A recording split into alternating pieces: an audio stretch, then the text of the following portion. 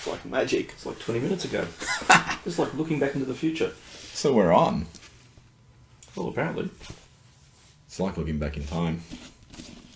That's when I look down there. I like these guys. I've seen them before. Yeah. You got a bit of space on your left. Welcome to the Collingwood Rant and tech difficulties. Well, in order to make a few broken eggs, you have to have an omelette. Thanks, Nathan Buckley. Hey, I wonder if this guy will laugh. Eventually. Let's move. Welcome to the Collingwood Rant. I'm Sly, and Nothing could possibly go wrong in the next hour, Spook. if you hear a beep, there's probably a comment you probably missed. Oh, good. Alright. That should come in handy as well. Comments. Normally the comments involve the word shit and something off. And flat. There'll be flatness. I got my AFL membership pack today. Oh, good. Is this one of those videos where you unbox stuff? Yeah. My kids love these. Make it legendary. That's a challenge. Imagine we're doing this and it's all muted. That would be funny.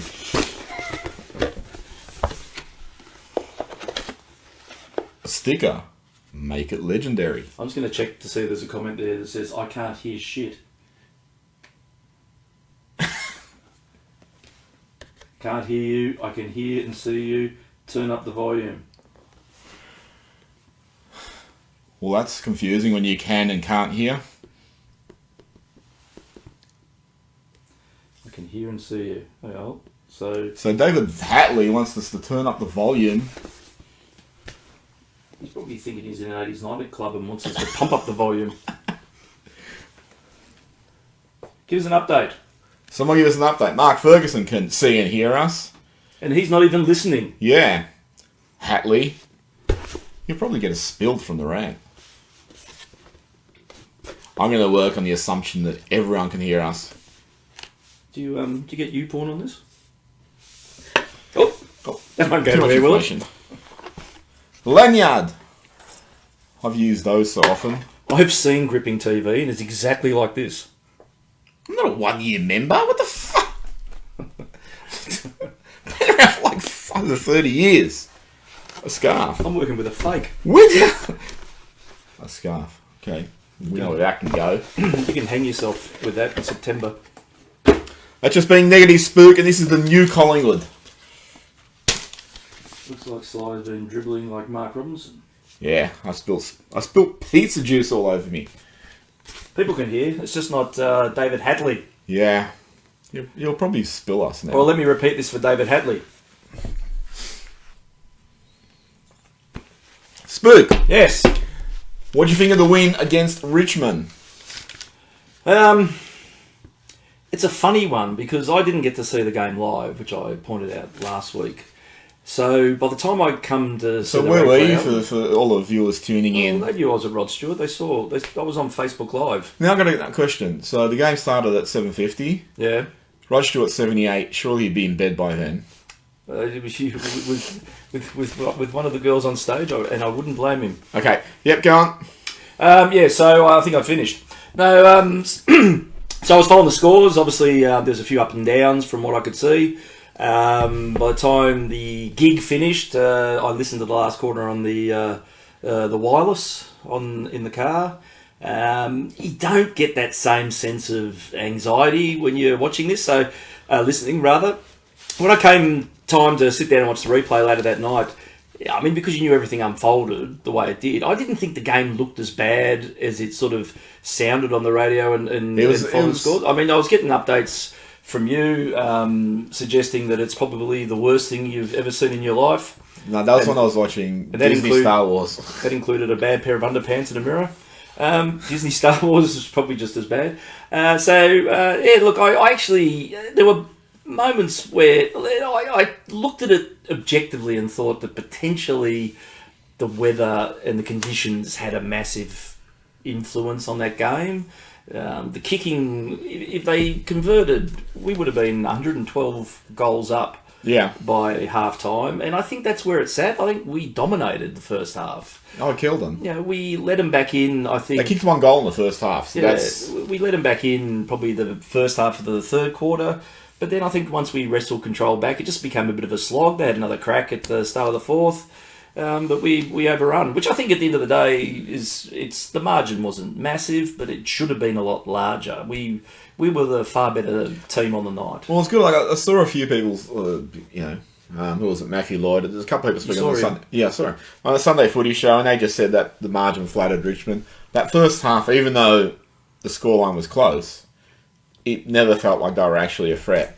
And in the third quarter, if anything, the only trepidation you got was because. Fucking hell, Collingwood, kick straight because this will come back and bite you, which is historically Collingwood. Third quarter, they came really hard. I think they got to within a kick, and then we just kicked away and went to about 28 points again. Yeah. And we really controlled the game. And in the last quarter, I can whinge now because we won. I thought they got a lot of decisions, which were there, but they hadn't been paid the rest of the game. There was a lot of sort of immediate free kicks, which kept the momentum going their way. And there was a little passage where Nathan Murphy just basically blocked Nathan Buckley. Nathan Buckley blocked it too. But Nathan Murphy blocked, he marked, he came off his man to tackle. He just constantly repelled every assault they had. In terms of, them as a threat, like I felt like we had them under control pretty much the whole game, even when it was close. It felt like at some point we'll just put our foot down and then bang. And we know, the one good thing about the McRae team is they can score quickly now. It's not something like the Buckley game plan. Fine score a goal. Oh, but yeah, I mean, they ended up scoring 4-5. Scored lots of points. Yeah, but they scored 4-5 in the second half. So the first half they've kicked 3-10. In the rest of the game they kicked 5-5. So they're going at 50% for the rest of the game. Ball was a little bit slippery. There's a few sort of slips and that. And I thought the pressure was probably a little bit hotter than Collingwood realised earlier, which is why Pendlebury got caught and Josh Dacos got caught. If I had to give Richmond some credit, I thought the way that they structured defence was really good. It did nullify a lot of our entries. And who was the big doofus that stood... Bolter? Yeah, he was fisting everything like a madman. I thought their effort down there was good, and that really added to the forward line pressure. But other than that, the rest of them were rubbish. Well, you look at the first half anyway. I mean, how many times we hit the post? There was about 3-4 times we hit the post from all gettable shots. It was about 3 in a row or something at the start. There was nothing to... You couldn't hit that thing if you tried. Yeah, and that when we... Maybe that's the secret to football. You just try and hit the post. Well, potentially. So, the other thing too was Darcy Cameron went down. And we'll talk about later that impact on what that's going to have for the side. But... it was interesting to sort of see how they coped with that. With McStay's probably going to have to play a little bit more as a ruckman now by the looks of it. The goalie had a beastly game, and it was a very unheralded game. It wasn't like a flashy game. He was just doing all the hard stuff. Workmanlike, I think the term is. Yeah, side bottom was really good. First half, The two Dacoses were good. I thought that first half, Ash Johnson was brilliant. I got to give him. If they should actually introduce in football the tap of the year, because that one where he leaped on the Richmond guys. Yes, I think we'll obviously cover the ruck work over the next couple of weeks, but I think he pretty much guaranteed himself a fair old crack at it.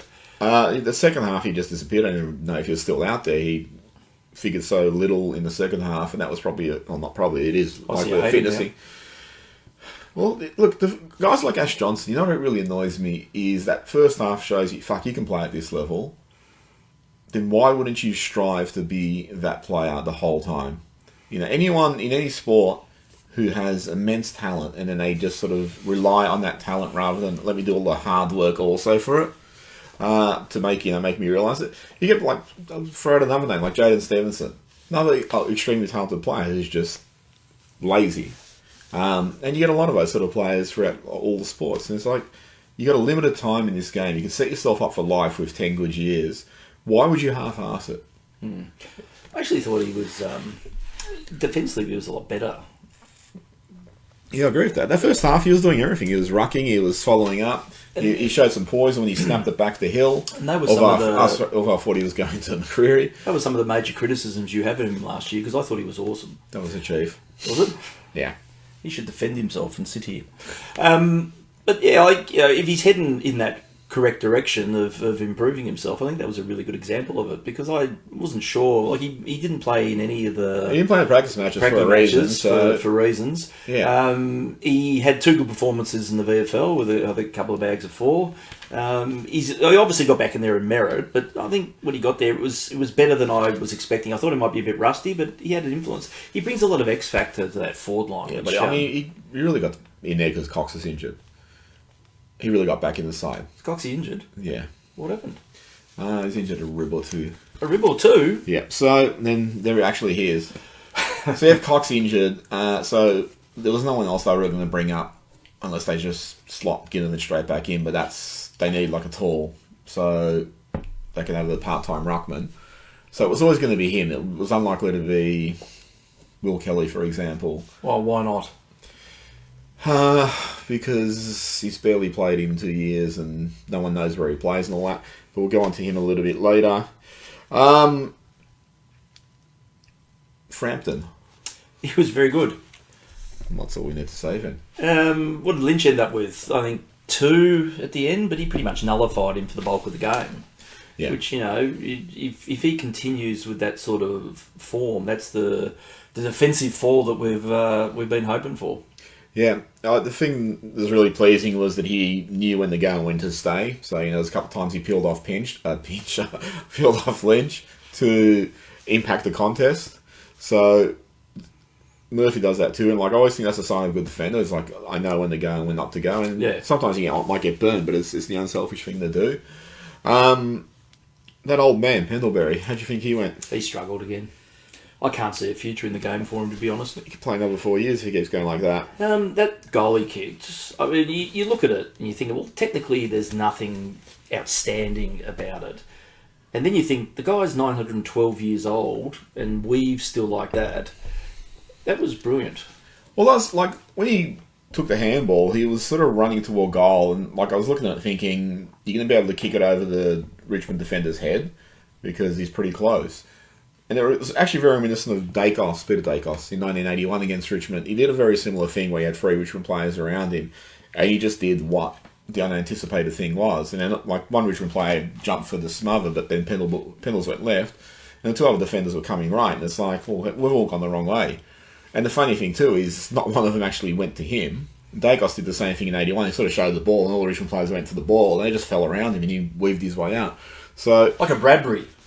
Yeah, it was a really, really good goal from someone that I think he's had his best year since he wrote him off in 2018. Well, he needed the motivation, I think, to be honest. Well, someone needs motivation. A good swift kick up the clacker can get you motivated. There's not a lot to say because we're playing. Well, thanks for watching. Yeah, because we're playing well, and there's not a lot to be critical of except for Will Hoskin-Elliott. The invisibility cloak was well and truly back on again this week. I mean, did he kick one? No, he had 5 possessions, so... Where were they? Does that include the warm-up? Yeah, it probably does. Was that training included as well? I think one of them was when he was kicking the ball out to the crowd. He'd be like Casper the Friendly Ghost out there at times. Wouldn't you go to high-five him and your hand would just go through his? With Hoskin-Elliott. With Hoskin-Elliott?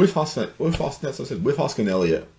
If you look at the side, if you had the whole list available, you have to bring Lipinski back. Would Hoskin-Elliott be the one to go? Oh, yeah, I think every day of the week. So, of that side, so usually with teams in contention, the team who starts the years and the team who finishes the year. So, you go back to 2018, you had Lockyer, O'Brien, and Fraser, who all started in that side. But then, early on, Lockyer and O'Brien got dropped, and then by about halfway through the year, Malthouse realised I can't play Fraser on his side also, so he got dropped. So, if you look at that side from round 1, who do you think could potentially come in and who should be replaced? It's a hard one because you've got... I think the thing is, if you wanted to be fair to the cloak wearer, he's obviously fulfilling a role that he's been set. I mean, you can only explain why you get picked every week. There's got to be a sense of happiness about what he's bringing to it. I'm not exactly sure what that is. Look, defensively, he runs the contest. He doesn't impact them with punches, but I can't imagine his role, particularly with the skill level he has, that McRae or any coach is saying, but I only want you to get 5 possessions. And he was good the previous week, but that's the thing with him. He will vanish now for 2 or 3 weeks. Surely bringing something that's a clear upgrade in puts his career essentially to the sword. You got in there as a spare parts player after that. I mean, who you bring in though is where I was coming round to. It has to be someone that fulfills the same designated role. Though when you watch the game, you can see like McCreary, you can see what he's clearly out there. You hit blokes hard, you chase, you run, you harass. That's your role. It doesn't necessarily have to result in 20 or 25 possessions a week. 10 to 15 is enough, but you have an impact on the contests. I just don't see that consistency with Hoskin Elliott. He'll have good moments, he'll just vanish for the rest of it. What's he doing when he's vanishing? Oh, he's still running defensively to contests, and they're still mining spots in terms of zones and all that. But you wouldn't see that as a designated task, would you? No. You wouldn't sit there and point to the board and say, Will, I want you to run to a contest. What do I do when I get there, sir? Well, that's up to you, but probably nothing would be good. But you look at someone like Caleb Poulter, who we both rated, but... Oh, you did? It was effectively dumped because they didn't feel there's a defensive side to his game, or that's the conjecture. So, if he's not going to fill that spot where he's meant to be filling a zone on field, then Hoskin Elliott's better off because he's doing that.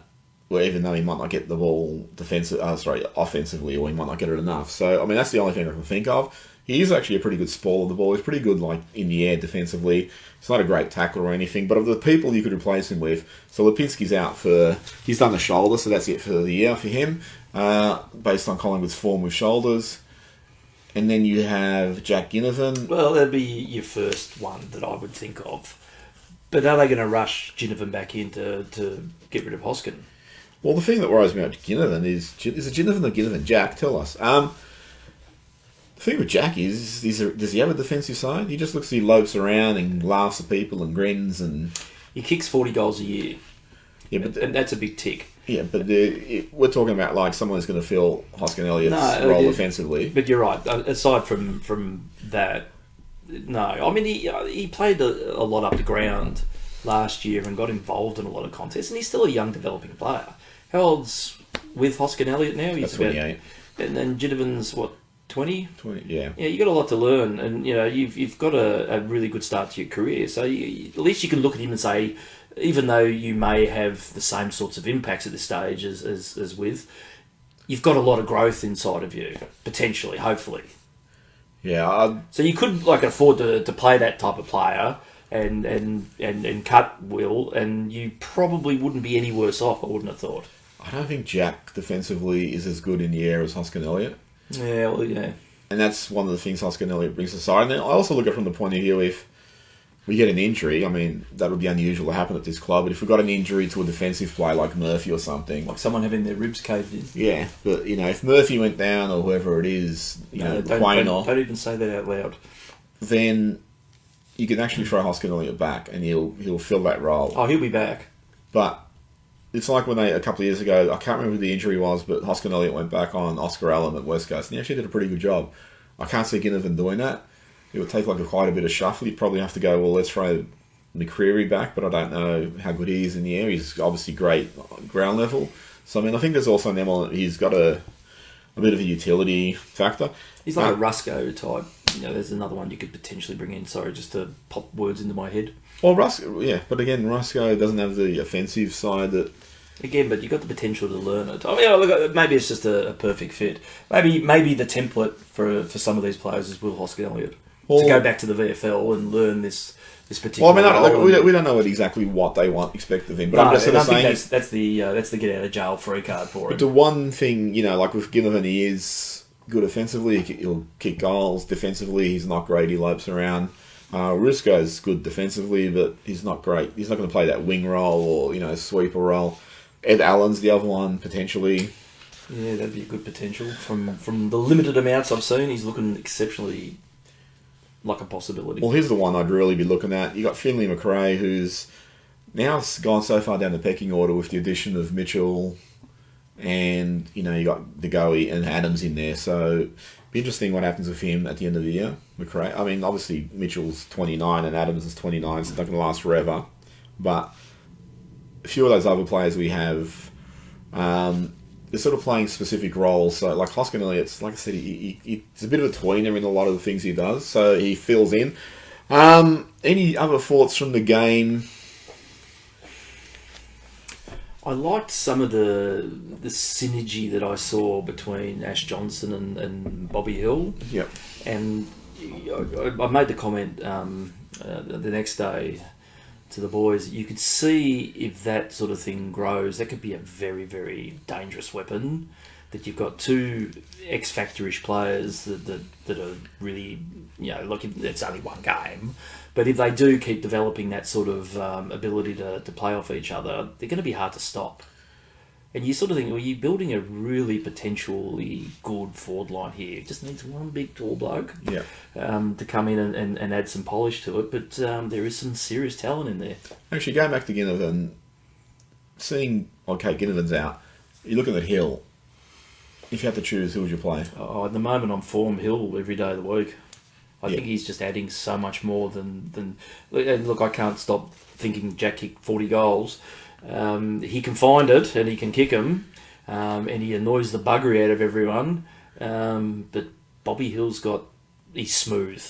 Oh, he's got serious pace. Yeah. Defensively, in the preseason games, I was thinking, so he's just going to be someone who plays forward of the ball. But I remember that second game against Hawthorn, he actually didn't get a tackle. But since the season's actually started, he's just so lively in every manner, and he's scary when he gets the ball because he has that turn of speed that Ginnivan doesn't, and not many players on our side do. If Elliott has to be rested, or if Elliott tweaks something or whatever this year, Ginnivan comes straight in for him. And I still think that forward line can function with him in there. But at the moment, it's hard to see who's going to kick out. No. Which is a good thing. He's going to have to earn his spot back. I don't think he can with this. If they stay uninjured, which is funny, that Collingwood. But if they stay uninjured, I can't see him squeezing his way back into that side. No, and the hard thing was too. Did you watch any of the VFL game? No. I watched snippets of it, and any time he goes near the ball, he's got a target on his back. Yeah. They crashed him, bashed him, and it's hard to string together a good performance when you just thumped every time you go near it, and you thump because your name's Jack Ginnivan. It's going to retard his ability to get back in, I think, a little bit for all the attention he's going to get from wannabe VFL players. That's going to be a little bit of a hamper to him. But look, hopefully it just teaches him to be a better player as a result. Be a more rounded player. I know last year McRae was telling him that you got to add another string to your bow. And he really needs to do that. You can only get so far on a couple of tricks. Especially as a small forward who's likely to, fade in our game simply because that's the rhythm of the game. I think McRae would be keen as mustard to get him back in as soon as possible, though.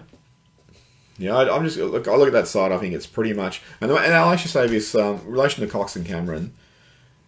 I didn't actually think they'd play both of them. I thought they'd only go with one. No, we've been saying that for a while. I'm surprised that the more was McStay, Cameron and Cox were the three that we didn't think you could play in the same side together. Not only are they doing that, they're doing it well. So what the hell do we know? Yeah, but we were saying then Johnson's got to go out, which is what happened originally. Well, yeah, there's that. But I did think that the pinch hitting ruckman would be McStay or Johnson. I didn't think they'd be going for the other ruckman. But then again, Johnson, was left out of the round one side for reasons. So they obviously were forced to go with Cox and Cameron. Now they're going to be forced to go with something different. Final thoughts on the game? We won. Over in the south, Port Adelaide wore their prison bar Guernsey. How did that work for them? And they got humiliated by Adelaide. Any thoughts on Port Adelaide? Because it's funny because we beat Geelong and we're going, how good are we beat Geelong? And now they've lost 3 straight. And we beat Port and we smashed them foot. How good were we? And now Port's lost. So I don't know if we break teams or we're shit. Well, better than the rest of the shit in the league. But what did I think about Port Adelaide? How much does that jumper thing bother you, seeing the prison bars? I really don't care whether they wear it or not. And if that's what they're going to dish up, then wear it every week. Yeah, I think it's actually embarrassing. Just before we go to I know there are people running around the sample that weekend that were upset with Port Adelaide. Why is that? Well, because they're the real deal and these pretenders were out there wearing their jumper. I actually find it a little bit... I don't care about the jumper, I've always said that, but I actually find it a little bit... What's that word?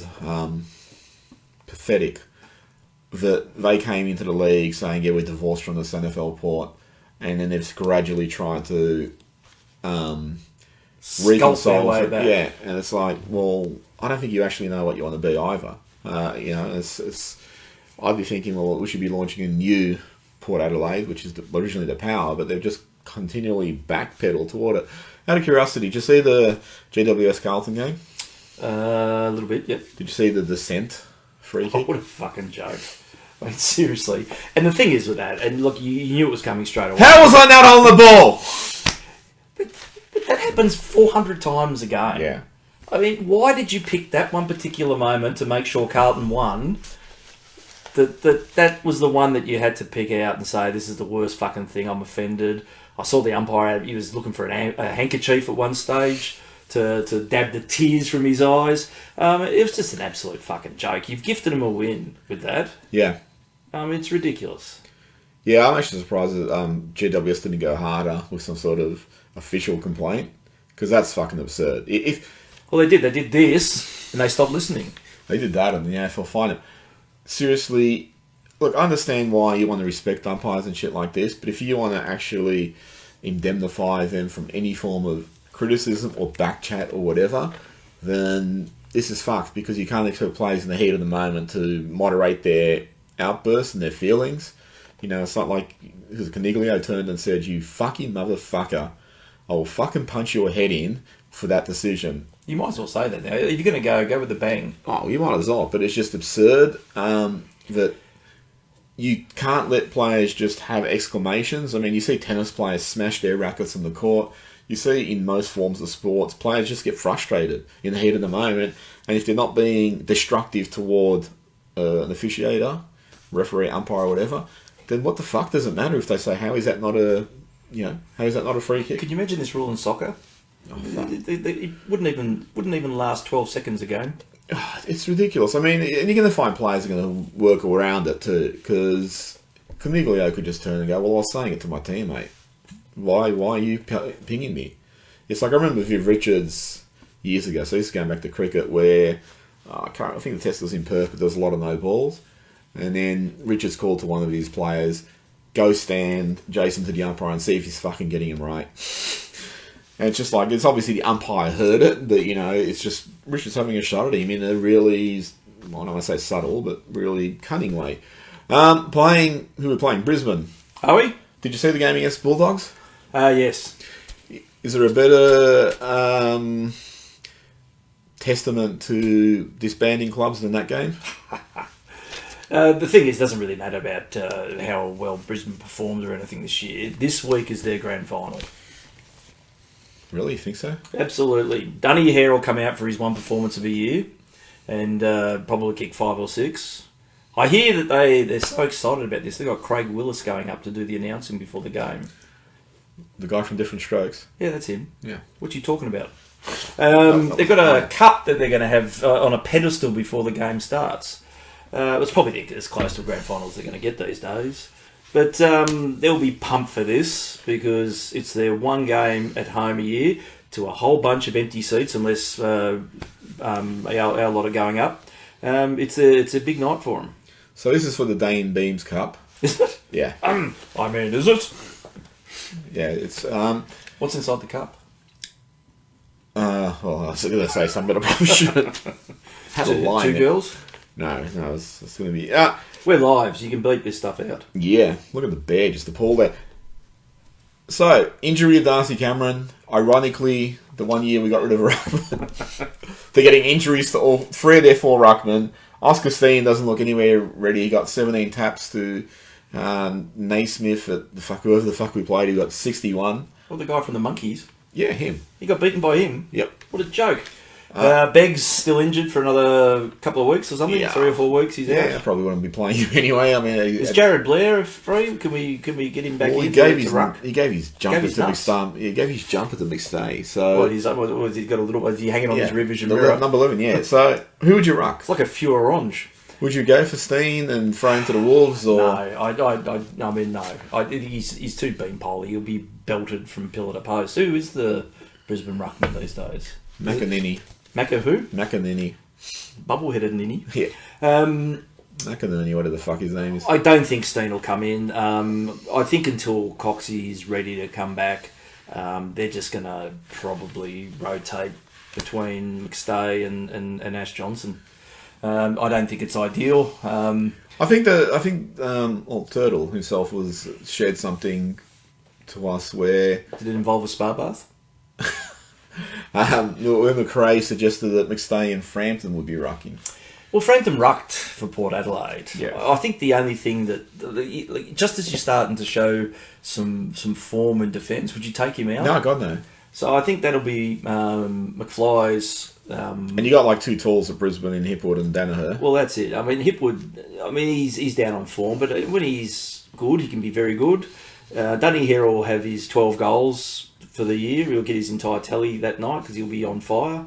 You're going to have some talls down there to try and at least provide the ability to bring the ball to the ground or allow Moody to run free and intercept some marks before Dunny here gets... Would you try playing more as ruck? I wouldn't. No. Okay. I know you would. Yeah, I would. Yeah, fuck it. He'll cop a knee to the proverbials or something and go down. It'd be a disaster. Well, you've got 1 to 1.5 injuries, so Cameron's definitely out. So someone has to come in. So who comes in? If you're going to play McStay and Johnson as rucks. Well, that's going to be the interesting thing. I mean, you either bring in if you're going to take Johnson out of the forward line, you probably bring in Reef, I think, and you're just going to have to just have them spinning around, one on the bench, one rucking, one back to the forward line. It's just going to be one big, massive sort of rotation through.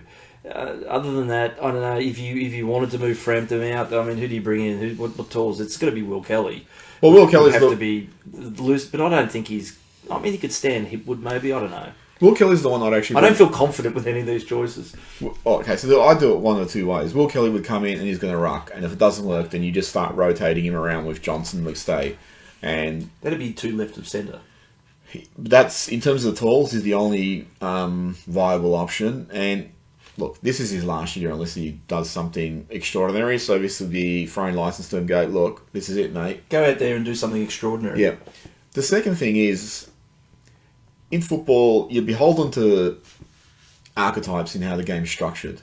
There's no reason you actually fucking need a ruckman. You can just go say, hey, Reef, you can be ruck, pretend to run up, and then just stop, and then go up every 4th time and just throw off his timing. And instead of actually going up, just zone, and we'll cover their midfielders, because we'll actually have one extra midfielder now because their ruckman is going up, so we'll be one up. So you could actually just totally do something so different where, fuck it, we're not even going to play a ruck. We're just going to play someone who can play as a defensive mid, and he will cover the tap outs.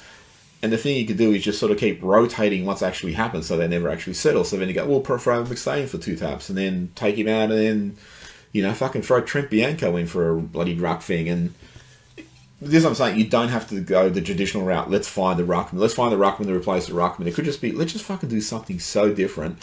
I remember going back to about 201. Whereabouts on the run sheet are you doing your Malcolm Blight impression? 201. I remember, this is before you had to nominate ruckman and shit like that, but I remember at one stage, Malthouse was playing Fraser and McKee.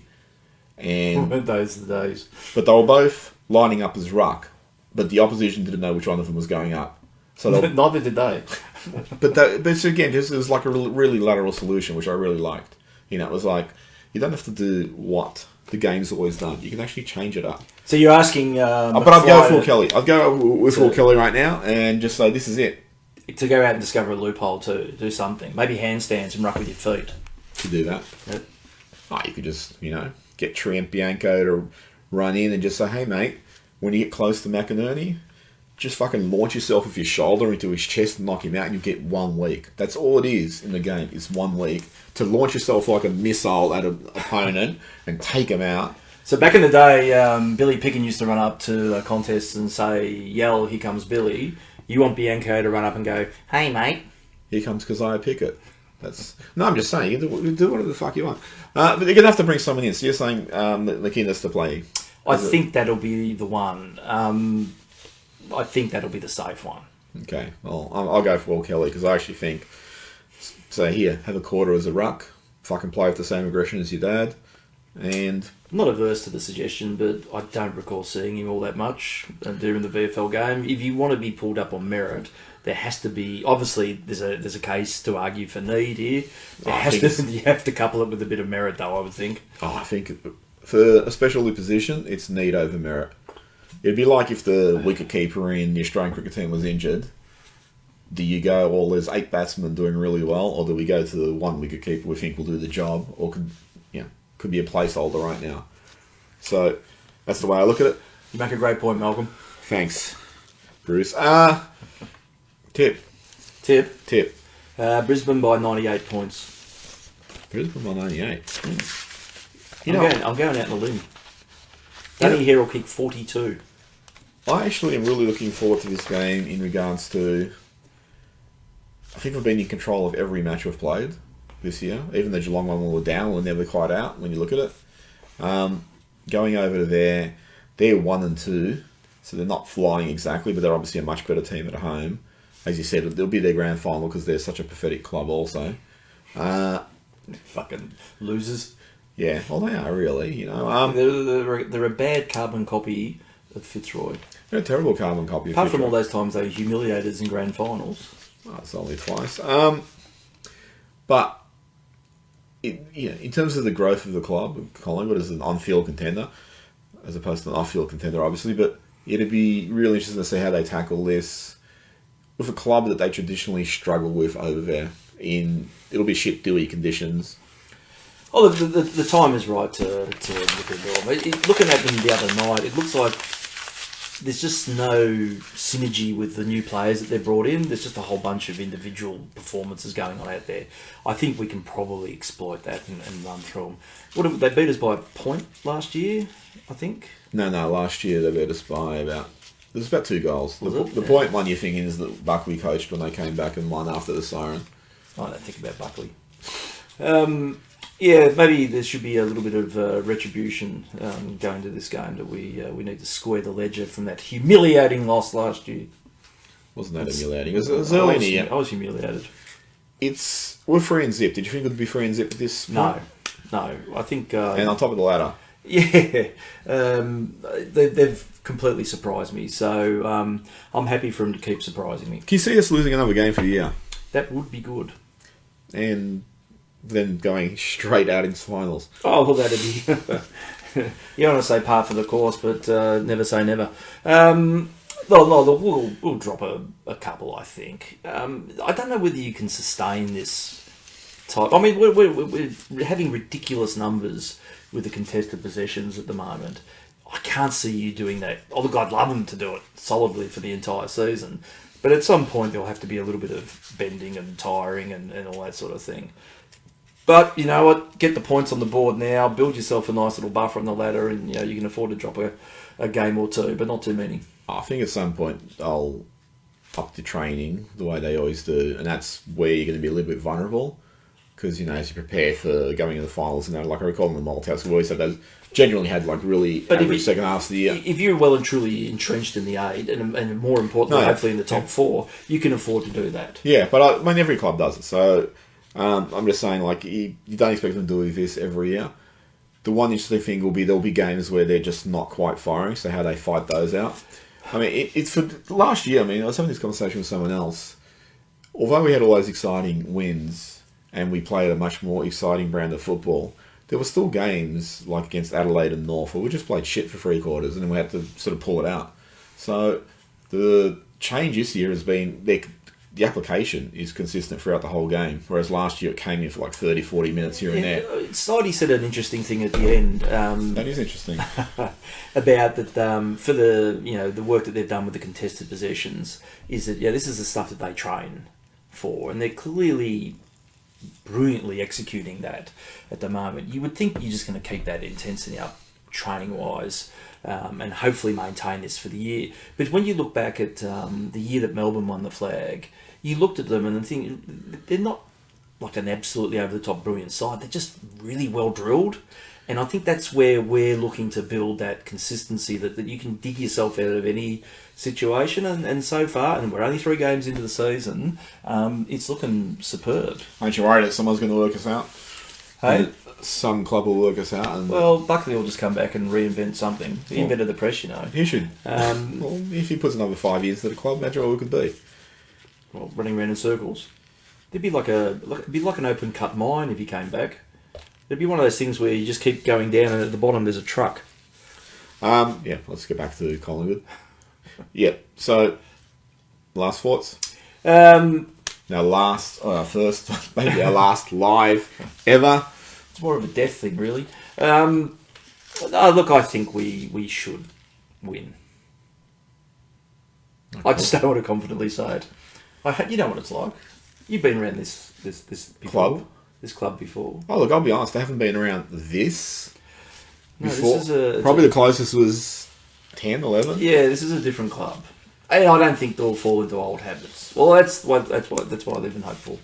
Well, you know, you go back to 10. That took a while to get that club going in that direction, and then to 11 until the last month was just so atypical for Collingwood. And if you go back to other Collingwood's other dominant years like 1990, and then even under the Hafey years, they never felt unassailable. 90 potentially in the finals because they just bombed out twice, so they felt like it was just like, fuck it, nothing's going to take us. But to 11, it just felt like no one was near us. And I know Geelong beat us 3 times. The two latter times they beat us in the grand final and the final round, it just felt like we were fucking done. We were done by that point. So we felt unassailable, and it's like you're getting close to that sort of feeling, like where these guys are actually believing, fuck, we can do anything, and as long as we stick to the process and hit our KPIs and all that sort of shit, you know. And then you got a coach who's saying, you know, I mean, you listen to his language when he talks at press conferences compared to predecessors who are very, very corporate speak about not playing our brand and not hitting our KPIs and shit like that. You know, he just sounds like I don't know. What are those people? You know, those ones with blood and they breathe, humans. What those? So he sounds very human. Yeah. And of all the souls that you've encountered in your travels, this is the most not Collingwood. Yeah, that's it from us. Hope you liked the live. Should we hang around? Should we cut off and hang around and answer questions? Because like the comments are flying. There's nothing here has changed for a while. I've just got a message from Turt saying, you guys went offline 55 minutes ago. I think this is your best show ever. There's like 6 messages up there. Most of them start with fuck and end. I don't think you've refreshed it for about a week. Well, how do you refresh? That's beyond me. Let's just see if there's any burning questions here, because we can cut this off for the YouTube thing. We can hang with our homies. Oh yeah, that'll be good. Are you guys still online? I want my money back. This is probably the worst thing I've ever seen. I'm seeing some angry faces. Wow, this is riveting. Isn't it? This reminds me of the time that you spent 20 minutes opening a box. That's I think it's fucked. Yeah. This could be a great disaster. If this is fucked, we'll just rerun it. We'll do a clips episode. No, I can see it's running. I can see it's doing what, you know. Well, we're moving, but that doesn't necessarily mean anything. No, fuck that then. All right, well, that's it for us. We'll answer questions next week, potentially. Yep. Leave some comments in the questions below. All right, later. Bye. Thanks for enduring this.